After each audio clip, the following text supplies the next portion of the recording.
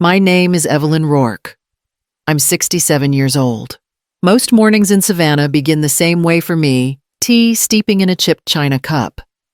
The ceiling fan turning lazily above the kitchen, and sunlight creeping through the shutters in thin, gold lines. I like quiet routines. They make the hours feel steady, predictable.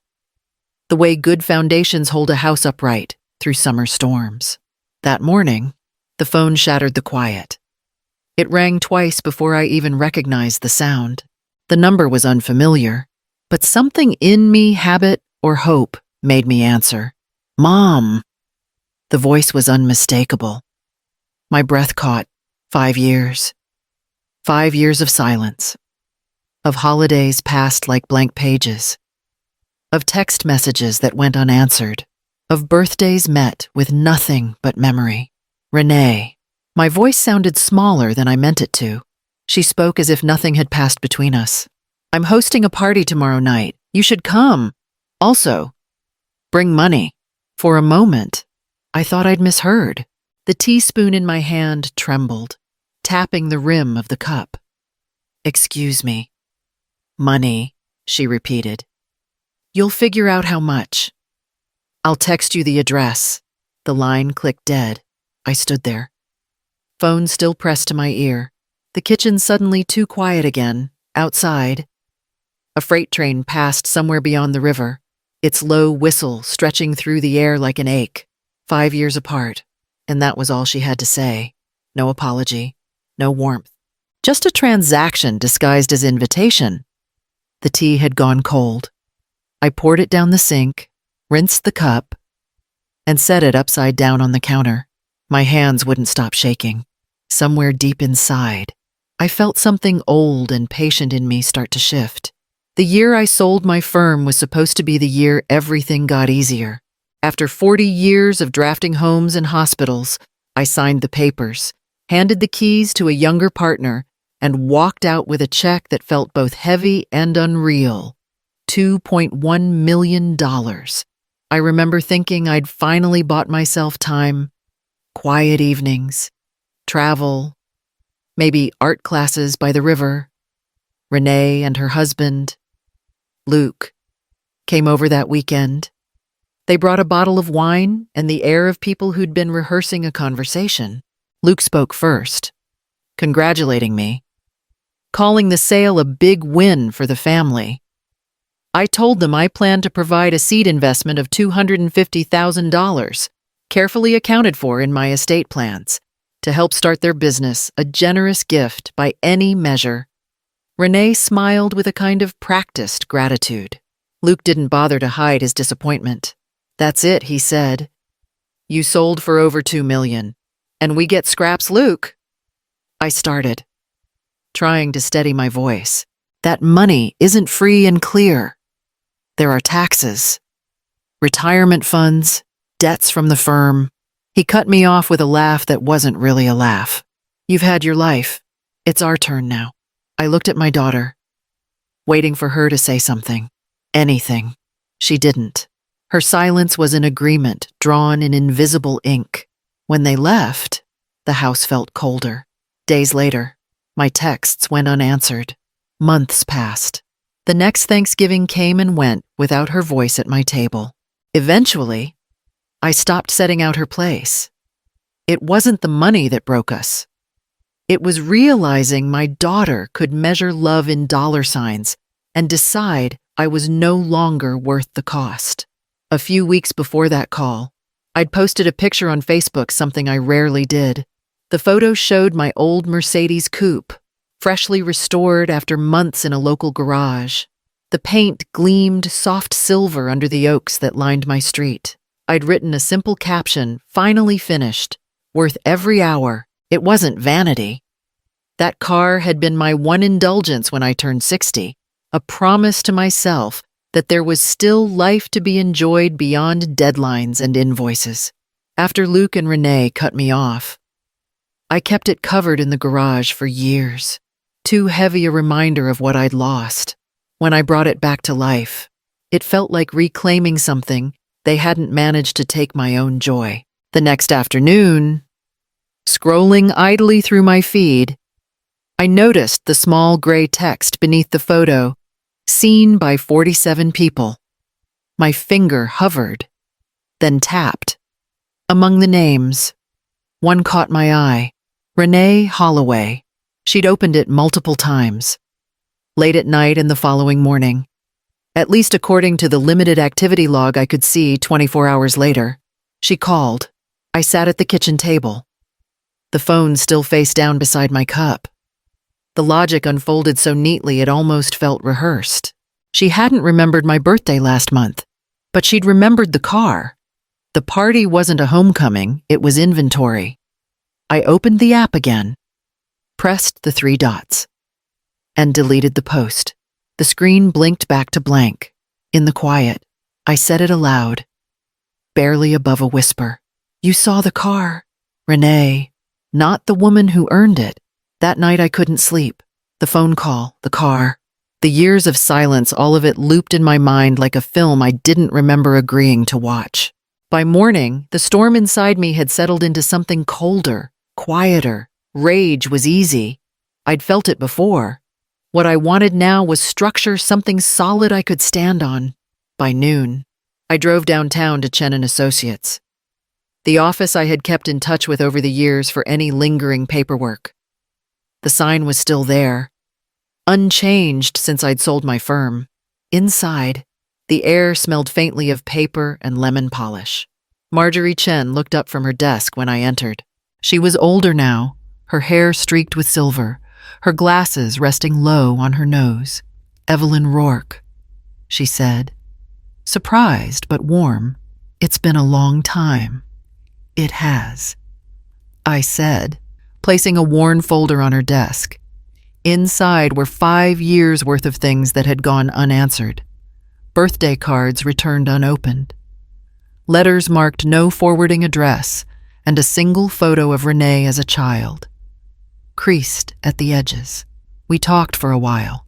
I told her about the call, the demand, the silence that had stretched between us until it became its own kind of punishment. When I finished, Marjorie sat back, studying me.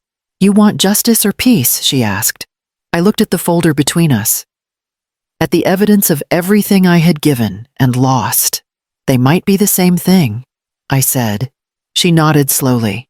Then let's start there. Outside, the light had turned gold, filtering through the Spanish moss along the street. I stood for a moment before getting into my car, feeling the quiet weight of a decision finally made. 2 days later, I was back in Marjorie's office. The air felt cooler this time, deliberate and still. A stack of documents lay waiting on the polished desk, their neat pages divided by yellow tabs. Each one carried my name in careful print. Marjorie adjusted her glasses and tapped the top sheet. This is the revised will. I've included every clause we discussed. No ambiguities, no loopholes. I took the pen from her hand, the weight of it grounding me. The first signature came easily. The second one did not. My heart trembled just enough to remind me what this meant, cutting my daughter out completely. I'm leaving everything to the Savannah Builders Fund, I said quietly, tracing the words on the page. It's what my brother would have wanted. Marjorie nodded. She'd known Robert, my older brother, the one who taught me how to hold a hammer before I could hold a pencil. He'd built houses for families who had nothing, then served 20 years as a Navy Seabee building hospitals overseas. He died before retirement, never asking for recognition. The fund bore his name now. It's a good choice, Marjorie said. I kept signing until my name filled every line it was meant to fill. When I finished, I asked for 5 notarized copies. That many? She asked. Yes, I said. 1 for you, 4 for me. She didn't press.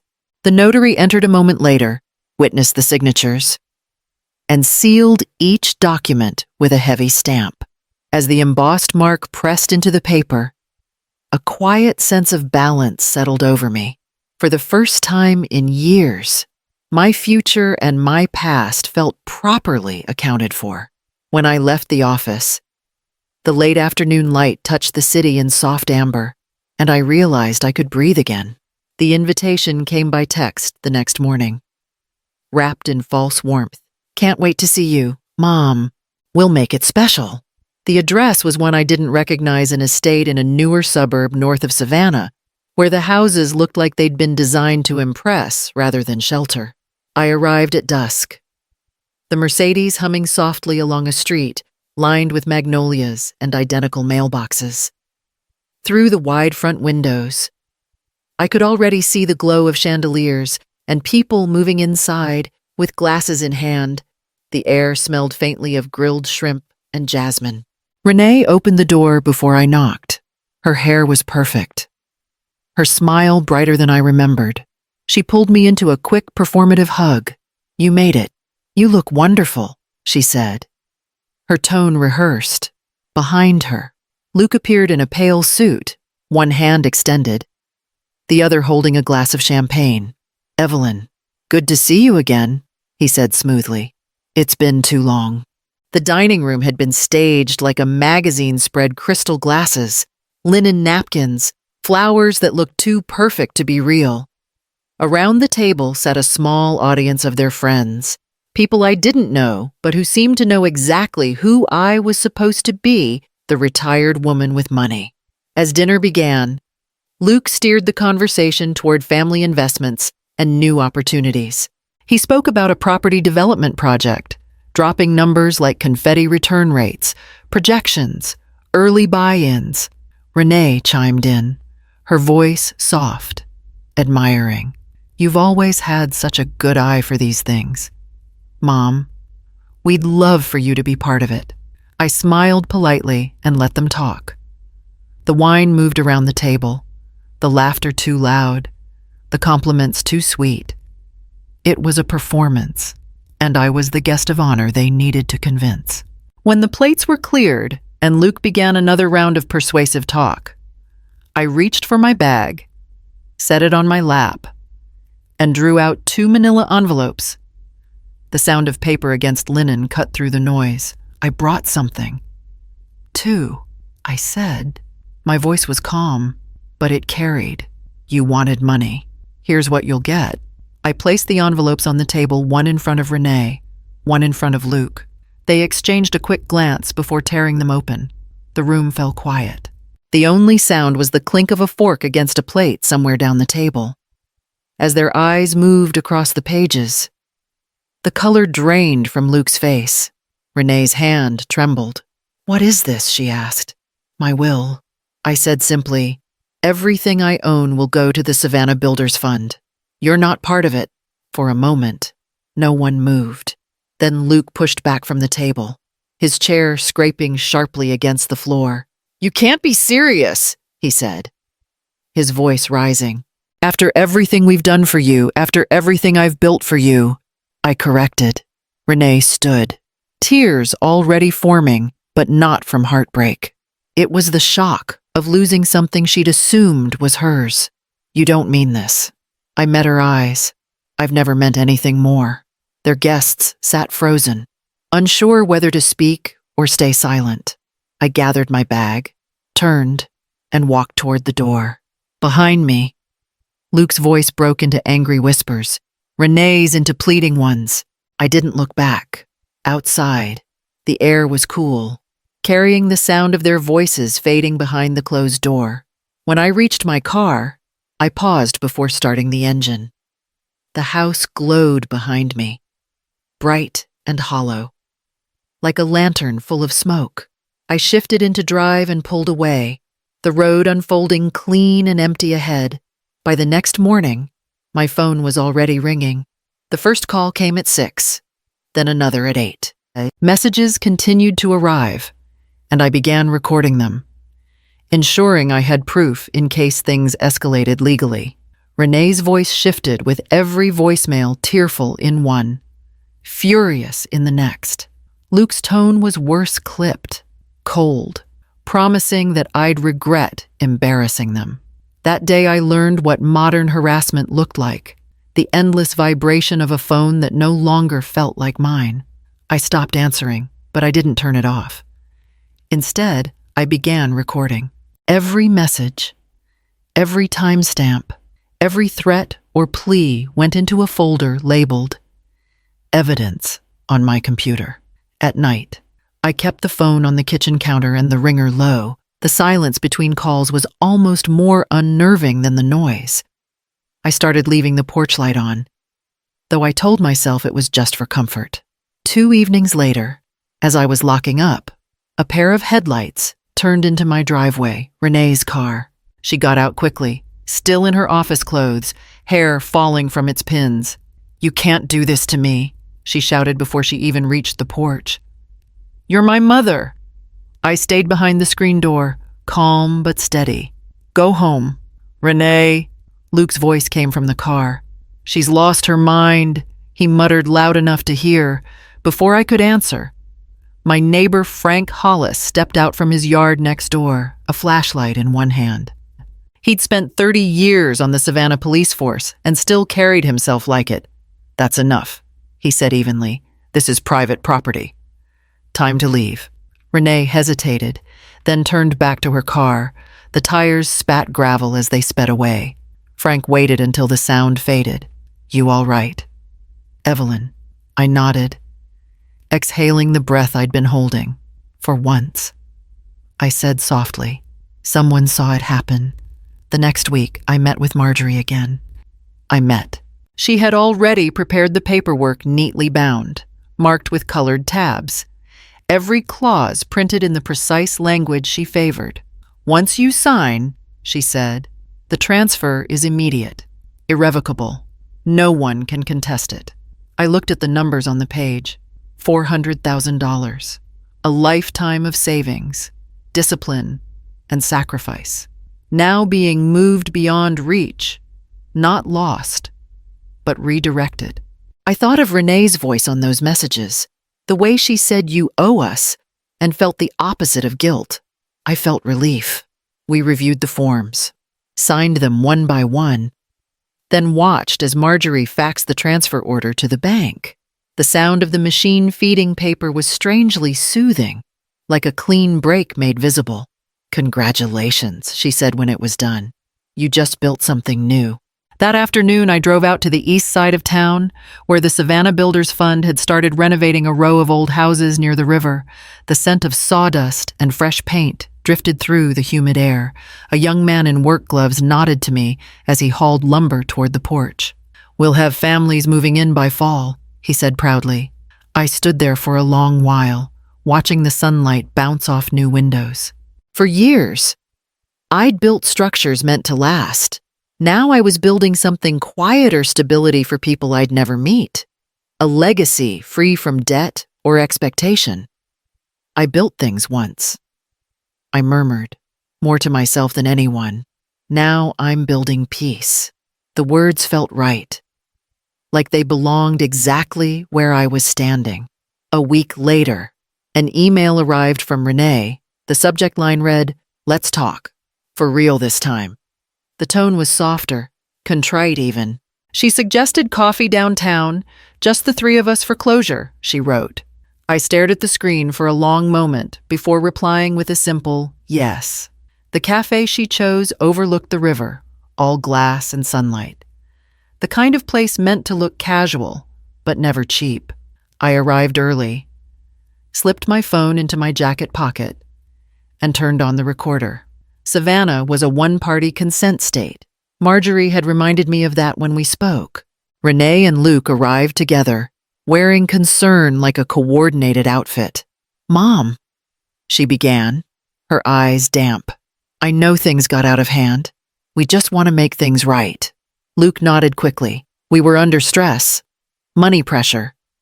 But if we could just fix the financial side, everything else would heal." He leaned forward. $200,000 would cover the business debts, and maybe a small monthly allowance for stability. After that, we could rebuild as a family. I let them talk.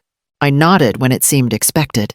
Renee laughed lightly at one point, as though we were negotiating a loan instead of years of betrayal. When I finally stood, she reached for my arm. "You'll think about it, I already have," I said, and walked out into the sunlight. 2 days later, Marjorie and I sat across from their lawyer in a mediation room. The walls were pale gray, the air too still. When he began his argument about my erratic judgment, Marjorie connected her phone to the speaker.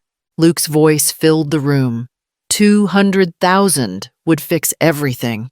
The lawyer went silent. Then he closed his folder, cleared his throat, and said, "We withdraw our challenge." Several weeks passed before I allowed myself to slow down. The legal dust had settled. The phone had gone quiet, and the house felt like itself again, solid, uncluttered, mine. That morning, I'd visited the new project funded by the Savannah Builders Fund, a small row of renovated cottages near the river, bright with fresh paint and laughter from children playing in the yard, watching the workers finish the last roof beam. I'd felt something ease in me, as if the noise of the past few years had finally lifted. By evening, I was back home. The air carried the faint scent of salt from the marshes, and the porch boards creaked softly beneath my feet. I stood there for a moment, looking at the light fixture my brother had wired decades ago. It had survived hurricanes, summers, and more than a few lonely nights when I'd left it on, hoping my daughter might one day pull into the driveway. I turned the switch. The bulb glowed steady and warm. "This light isn't for waiting anymore," I whispered. "It's for peace." Inside, my phone blinked with a single unread text from Renee. I glanced at the first line. "I've been thinking about everything," then put the phone aside without opening fully. The room fell into its familiar quiet. I poured tea, sat by the window, and watched the soft circle of light spill across the porch. It didn't feel like an ending. It felt like finally being home.